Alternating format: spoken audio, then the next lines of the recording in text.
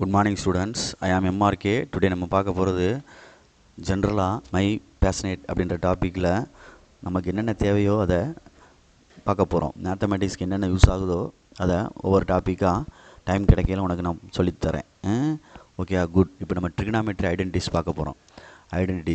Trigonometry identities பார்க்க போகிறோம். Memorise பண்ணணும், பார்த்து நிதானமாக படிச்சுக்கோ. ஐடென்டிட்டிஸ்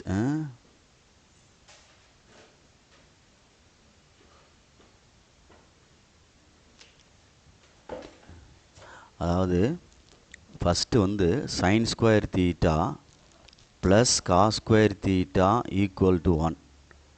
நம்ம பார்க்குறது வந்து 10th ஸ்டாண்டர்ட் லெவலுக்குள்ளே தான் பார்த்துக்கிட்டு இருக்கேன் இப்போ. ரைட். இதே மாதிரி secant square theta minus God square theta equal to 1 அப்படின்னு மெமரி பண்ணிக்க. Next cosecant square theta minus God square theta equal to 1. இது மூணையும் மெமரி பண்ணிடு. இப்போ இதிலிருந்து நான் ஃபார்முலா க்ரியேட் பண்ண போகிறேன். இந்த ப்ளஸ் காஸ் ஸ்கொயர் தீட்டா அங்கிட்டு போனால் என்ன ஆகும்? சைன் ஸ்கொயர் இங்கேயே இருக்கட்டும், ஒன்றும் இங்கேயே இருக்கட்டும். அப்போ சைன் ஸ்கொயர் இங்கிட்டு போனால் காஸ் ஸ்கொயர் இங்கிட்டு போனால் மைனஸ் காஸ் ஸ்கொயர்னு ஆயிரும். இது ஒரு ஃபார்முலா. சரி, நெக்ஸ்ட்டு சைன் ஸ்கொயர் அங்கிட்டு கொண்டு போ, காஸ் ஸ்கொயர் ஸ்டாண்ட் பை இதை இங்கேயே வச்சுக்கோ. Cos square theta equal to 1 minus என்ன வந்துடும்? Sine square theta. அப்போ இந்த ஃபார்முலாவிலேருந்து இந்த ஃபார்முலா உருவாகுது பாரு. அதே மாதிரி சீக்கண்ட் ஸ்கொயர் தீட்டா வேணும் அப்படின்னா 1 மைனஸ் அங்கிட்டு போனால் என்ன ஆயிரும்? Plus God square theta. அதே மாதிரி காட் ஸ்கொயர் தீட்டா வேணும்னா அது அங்கிட்டு கொண்டு போய்ட்டு இங்கிட்டு கொண்டு வா. Secant square theta minus 1 equal to God square theta அங்கிட்டு போனால் ப்ளஸ் ஆயிரும்.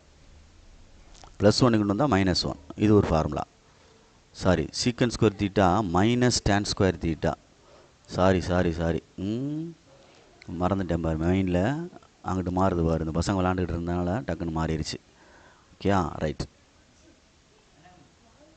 Secant square theta minus tan square theta. அப்போ இங்கே secant square theta equal to 1 plus tan square theta. அப்போ இங்கே secant square theta minus equal to 1 equal to tan square theta. கொசிக்கன்னா தான் காட்டு வரும். அப்போ கொசிக்கண்ட் ஸ்கொயர் தீட்டா அப்படின்னா 1 ப்ளஸ் காட் ஸ்கொயர் தீட்டா. அப்போ இங்கிட்டு இதை கொண்டு போயிட்டு அதை அங்கிட்டு கொண்டு போனோம்னா மைனஸ் காட் ஸ்கொயர் தீட்டா அங்கிட்டு கொண்டு போயிட்டு ப்ளஸ் ஆயிரும். இங்கிட்டு ப்ளஸ் 1 இங்கிட்டு கொண்டு வந்தால் மைனஸ் 1 ஆயிரும். அப்போ கொசிக்கண்ட் ஸ்கொயர் தீட்டா மைனஸ் 1 அப்படின்றது என்னது? God square theta. இந்த ஒரு 3 ஐடென்டிட்டியிலேருந்து கீழே 2 கிரியேட் பண்ணி மொத்தம் 9 ஐடென்டிட்டிஸ் மாதிரி ஆயிடுச்சு பாரு, ஃபார்முலாஸ் மாதிரி.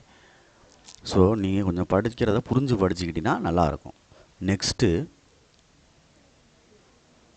நெக்ஸ்ட்டு பொறுமையாக நிதானம் படிச்சுக்கோ. சைன் தீட்டா அப்படின்னா 1 பை கொசிகன் தீட்டா.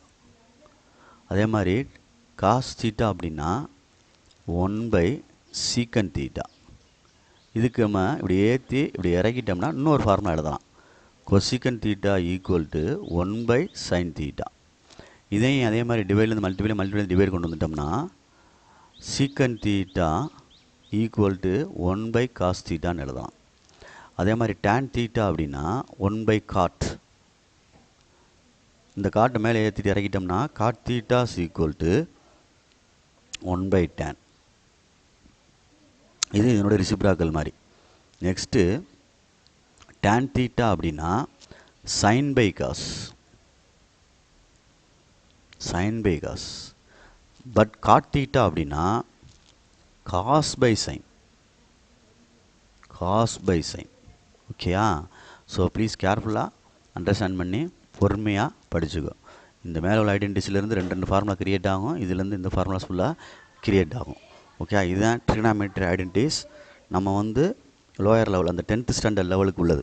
ப்ளஸ் 1லலாம் ரொம்ப அதிகமாக இருக்கும். சரிங்களா? சொல்கிறது வெரி குட். பார்த்துக்க, எழுதி பார்க்கணும்.